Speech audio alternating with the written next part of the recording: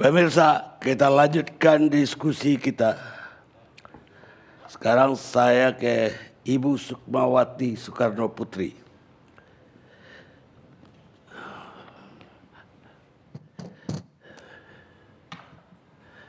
Bagaimana Ibu melihat diskusi kita ini? Apa iya ada gejala PKI mau bangkit kembali? Jadi kan judulnya ideologi PKI masih hidup, gitu kan? Ya. Ini setahu saya ideologi PKI. Menurut senior-senior dari tokoh-tokoh PNI waktu itu yang memberikan info ataupun ilmu kepada saya, mereka mengatakan bahwa PKI itu tidak menolak Pancasila. Jadi kalau dibilang PKI itu ideologinya apa sih? Sebetulnya ideologinya ya Pancasila. Itu informasi yang dari para tokoh senior yang sudah semuanya tiada. Jadi kenapa mesti jadi masalah? PKI itu ideologinya Pancasila, gitu loh.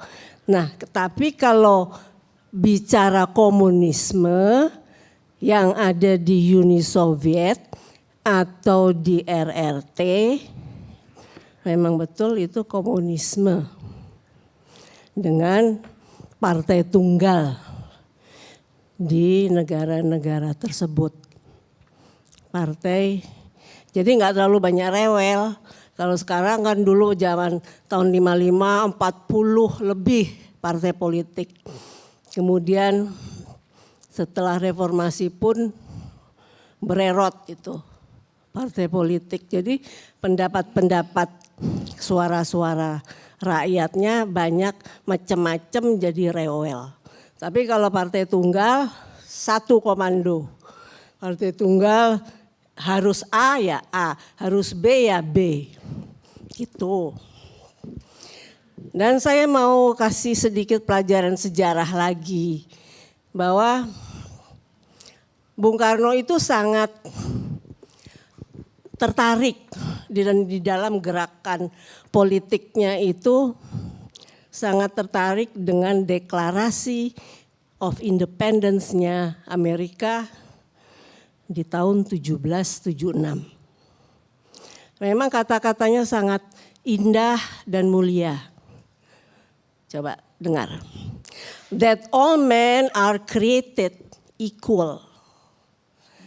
Bahwa semua manusia itu diciptakan setara, equal. Itu menjadi suatu gerak perjuangan Bung Karno, karena Bung Karno sebagai ketua PNI sangat merasakan melihat bahwa bangsa Indonesia pada penjajahan Belanda tidak merasakan equality. Ya. Jadi tekad untuk PNI berjuang itu adanya kesetaraan. Bukan saja akan kulit berwarna, bukan saja tentang gender, bukan saja tentang kaya dan miskin. Akan tetapi memang harus manusia itu ada keadilan di antara sesamanya. Apa dia kulitnya berwarna ataukah hanya putih? Putih dan berwarna harus setara. Laki-laki dan perempuan juga harus setara kalau kaum wanitanya mampu. Yang kaya atau miskin pun juga diberi kesempatan untuk setara di dalam segala bidang. Dan yang apa saya pelajari selama berkecimpung di dalam politik,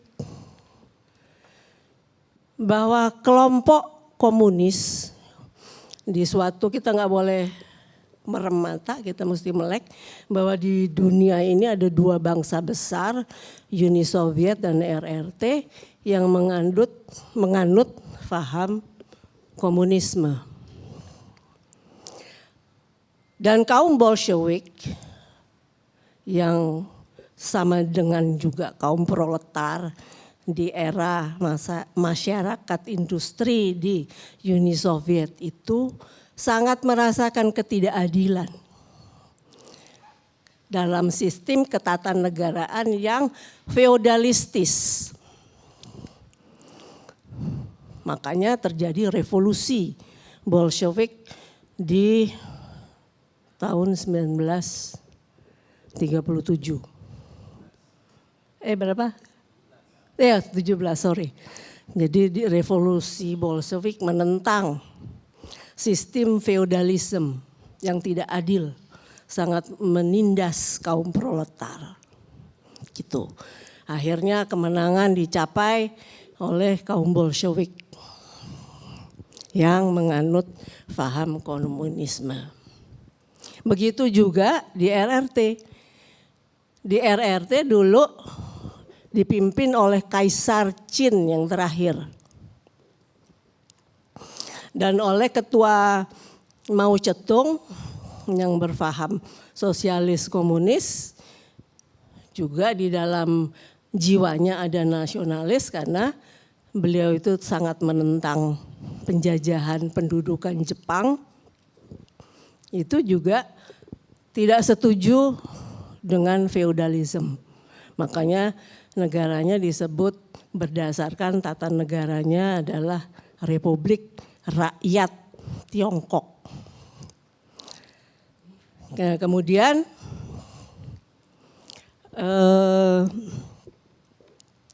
ada suatu pekerjaan rumah yang mungkin jarang diceritakan oleh para sesepuh di Indonesia ini. Pekerjaan rumah antara Indonesia dan RRT. Setelah mengadakan suatu konferensi yang lalu saya juga sebutkan, konferensi Asia Afrika di Bandung tahun 1955. Apa pekerjaan rumah kita itu yang kedua negara ini sangat menjadi sibuk dan mau tidak mau menjadi erat karena harus ngurusin pekerjaan rumah tersebut. Yaitu ada penandatanganan tentang kewarganegaraan. Karena di zaman Kaisar Qin, seluruh warga negara Tionghoa overseas dimanapun di dunia ini, mereka itu mempunyai warga negaranya dua kewarganegaraan. Tapi sejak Cina baru, RRT baru yang dipimpin oleh Ketua Mao Zedong itu tidak menganut lagi dua kewarganegaraan. Mereka telah memutuskan bahwa RRT hanya akan menganut satu kewarganegaraan seperti juga Republik Indonesia. Nah, persoalannya jadinya bagi seluruh overseas yang China di Indonesia pun itu kan pasti punya dua kewarganegaraan. Jadi di musyawarah mufakat di dalam kabinet tidak bisa karena RRT hanya akan mempunyai satu kewarganegaraan dan di sistem kita pun hanya satu kewarganegaraan, sedangkan seluruh China yang ada di Indonesia pastinya mempunyai dua kewarganegaraan. Maka itu di tahun 1959 kalau nggak keliru dikeluarkan PP 10. Salah satunya adalah silahkan seluruh etnis Tionghoa yang ada di Indonesia itu memilih mau jadi WNI, warga negara Indonesia, atau warga negara asing. Jika WNI, jika etnis Tionghoa itu memilih menjadi warga negara Indonesia, So you stay di Indonesia dan mengabdilah kepada Republik Indonesia.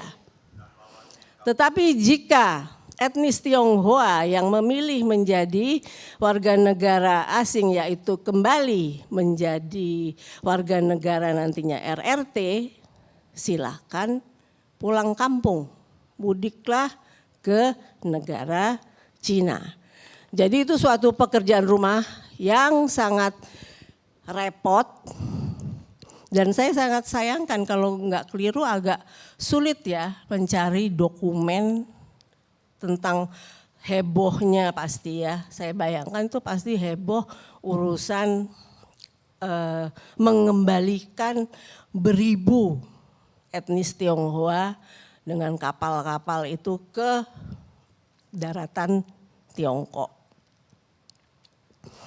Jadi itu yang saya agak mau berikan kepada generasi muda yang pasti nggak tahu bahwa ada urusan pekerjaan besar yang kita harus rapikan di dalam urusan kewarganegaraan atau nationality di antara kedua negara tersebut. Nah, kemudian setelah komunisme itu sangat anti dengan feudalisme, mereka pun merasa tertindas dengan sistem kapitalisme. Karena biasanya memang kapitalisme itu sangat menindas. Seperti waktu zaman Soeharto kan konglomerat tuh sampai kaget saya. Keluarga proklamator aja tanahnya paling besar 11 hektar. Ini konglomerat ribuan hektar, oh my God gitu loh.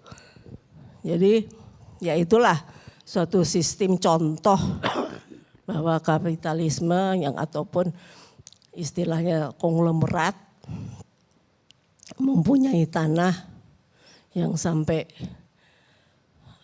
berlimpah-limpah. Coba tanya sama keluarga Bung Hatta, punya 100 hektar gitu. Pasti yang enggak lah. Bukan itu maksud kita memang sih. Tapi itulah bahwa akhirnya kenyataannya komunisme sangat pada waktu awal revolusi di RRT itu anti feudalisme betul terjadi dan kapitalisme sangat menjadi suatu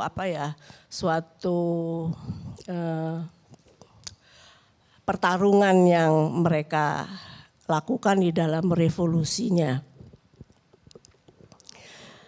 Jadi lebih meratakan dan keadilan lebih diwujudkan untuk kesejahteraan rakyat di sana. Nah kalau kita kan begitu revolusi Indonesia kita memang tidak lagi sistem ketatanegaraannya republik, bukan kerajaan atau kekaisaran.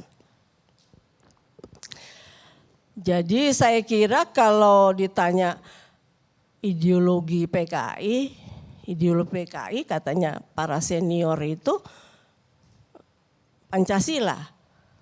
So ya kalau Pancasila ya masih hidup.